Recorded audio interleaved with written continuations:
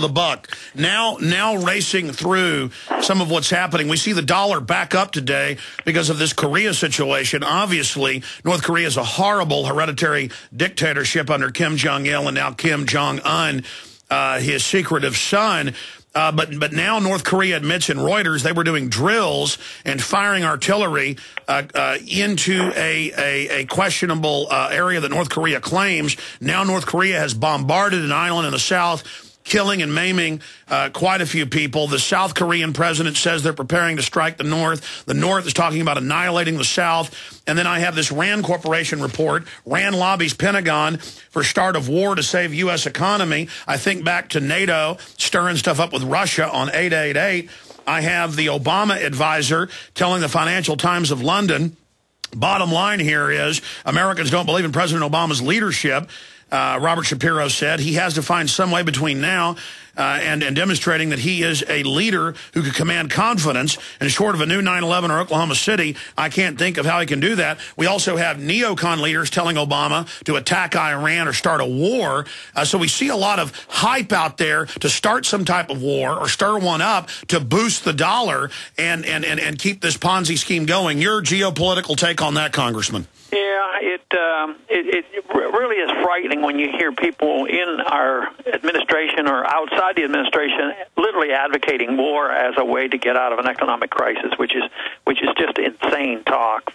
And the whole idea that we're on the verge of a serious attack by North Korea on South Korea or anybody else, they seem to be a little kooky for even implying that. But you wonder how they get motivated to do that, because it's worse than a third world nation. They have weapons, that's all they have, but they don't have any wealth. They can't even feed their people, and they have no more ability to take over South Korea than a man on the moon. I just wished we weren't over there, and if it is a problem, which it may well be, let South Korea take care of it. Let China take care of it. They're close by. They probably don't want another war over there. Japan has interest involved, but we don't, and we need to stay the devil out of there unless they're doing it deliberately and sort of orchestrating this in order to have the military-industrial complex, benefit and the dollar temporarily benefit. But how could the borders over there be anything compared to the borders between Texas and Mexico? I mean, how many people died on our borders in the last year? Thousands. 28,000 in the last 2.5 years total, and that's kind of out of sight, out of mind, but you have a better chance, doctor, as you know, of dying from a bee sting than being killed by terrorists. Moving to the next subject, this radio show a month ago launched the exposure of the TSA with the new enhanced pat-down, kind of like enhanced interrogation, is torture. This is molestation. Now they admit they're sticking their hands in people's pants. Pistol tried to deny it yesterday when he was on ABC, but they reported that ABC reporters are having them stick their hands down their pants. I have witnessed men touching babies' crotches, so this is now confirmed, and I believe this is a catalyst for the eruption of the anger that the American people already have. Doesn't this violate the 10th Amendment? What are minimum wage federal employees doing, groping everybody? I mean, how did we go this far? It's hard to figure out. Who would have ever believed this?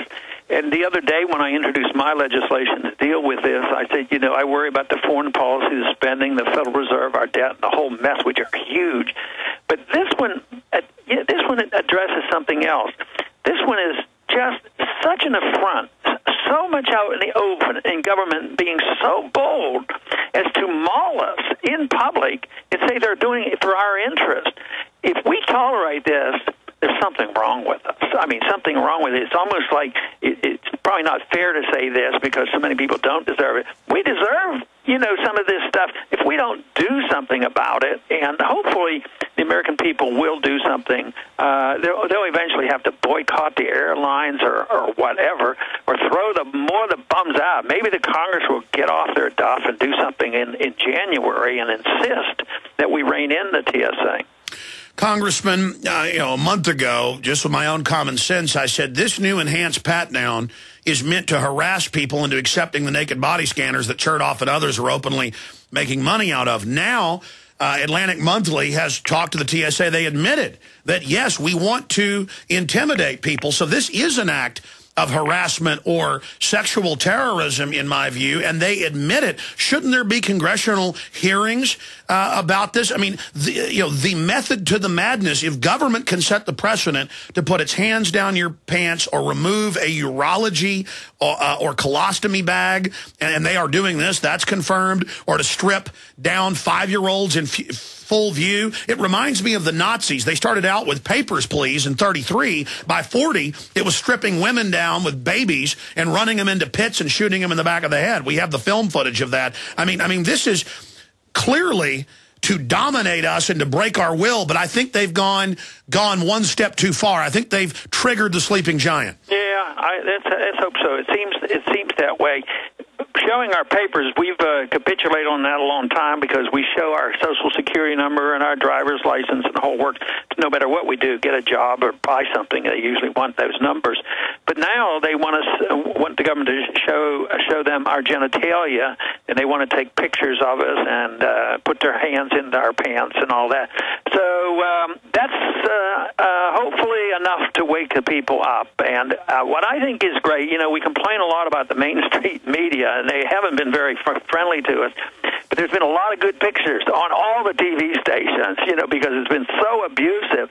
So even though a fraction of the American people fly frequently, I'm sure almost all Americans now have seen some of these pictures and saying to themselves, hey, what's going on here? I mean, why are they doing this? So I think it's a healthy wake-up call to a lot of Americans. I just hope they can work that in to the whole concept of what's been going on with our country for a long time. Government is too big and intrusive and abuse our rights, and they do the things they shouldn't be doing, and they forget about the things they were instructed to do. Congressman, again, I noticed 3 weeks ago that this could be the catalyst for the American people to finally stand up and realize the power we have. Now mainstream media is admitting that this is something almost like the Tea Party that you were the catalyst for back in 07, 08. I really see this trending towards a changing point on the graph going back towards liberty. Do you agree? Yeah, I think so, and they'll always be trying to minimize it and dilute it. So maybe they'll see this as an opportunity. They have to back off, and they might contract some of this work out. But if they contract it out to their favorite corporations and they're doing the same thing, we have to be careful that they're not exempt, from the same abuse that we're complaining about. That was my next question. Have you ever suffered at the hands of the TSA? I have to go through that all the time because I have metal in my knees, and I don't go through. Well, basically the X-ray is not available, and I hate the idea of doing that. So I get prodded all the time, and it's disgusting. And I tell them so. I said, "This is disgusting. How can you do it? And why am I putting up with it? It is. It's so disgusting I just don't understand, and that's why I'm determined to do my very best to wake up the people about what's happening." Well, doctor, we've only got about 2 minutes left. A medical doctor, as permission, is trained, does it respectfully when you go get an exam. You're a gynecologist and delivered so many babies, but now some minimum wage person is pulling off urology bags, is sticking their hands in people's pants. Jesse Ventura, the former governor, said here last Friday that he's going to boycott it, and he believes if enough people don't fly, that will force industry to put pressure on government. I mean, specifically, have you had the enhanced pat down yet, sir? Have they touched your crotch? Absolutely. And it's wow. Like I said, absolutely disgusting. And they've already proven the point. But my argument is that the owners of the airlines are responsible. It should be Continental and United, other people, and then we should decide whether we want to contract with them on what kind of rules they want to set. But this idea that the government can do it and force us to do it, it's absolutely ridiculous. I do think that a boycott is necessary. It's going to be really tough. I mean, just for instance, how am I going to get back and forth to D.C.?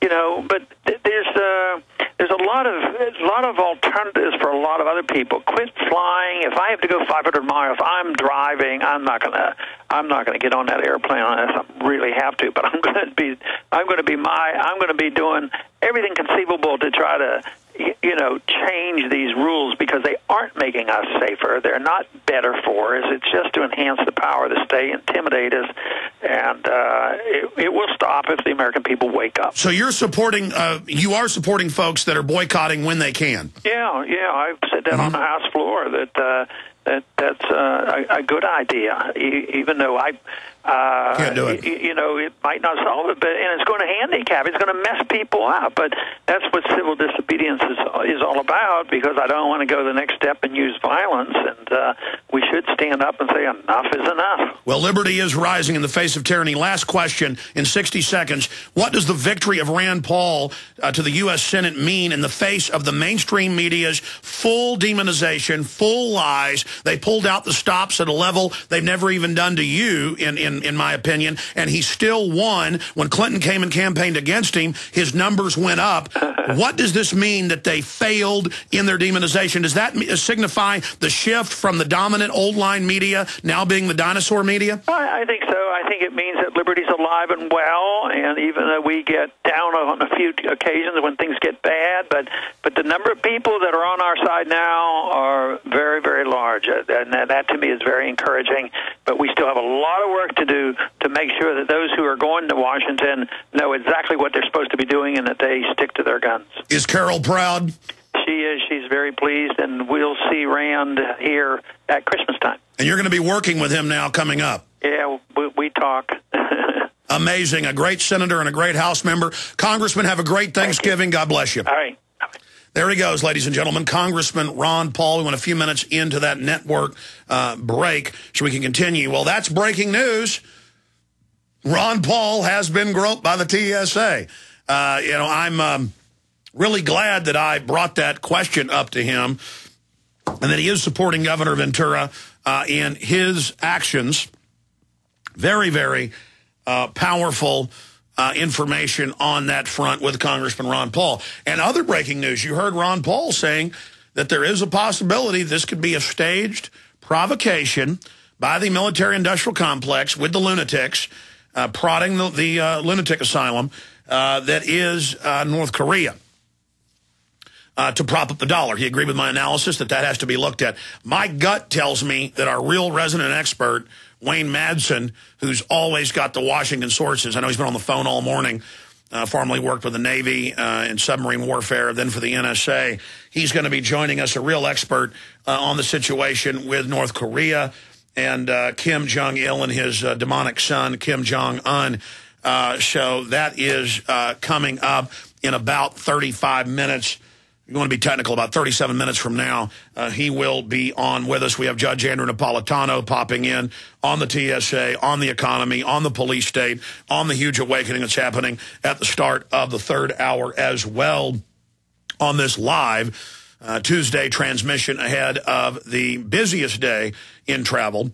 They report the Wednesday and Friday before and after Thanksgiving. So we'll be here live tomorrow. Tracking exactly what's going on with the TSA lines. TSA has a free app. You don't know they're giving you real info, but they are reporting on the app and in the news. Record-long lines in L.A., Chicago, JFK, New York, and other areas. And that's fine. Bring it all to a halt. Bring airline travel to a halt. Make the airlines lose money, make the hotels lose money, because the feds want to slowly strangle industry and commerce and tourism. We want to have it all come at once, kind of like a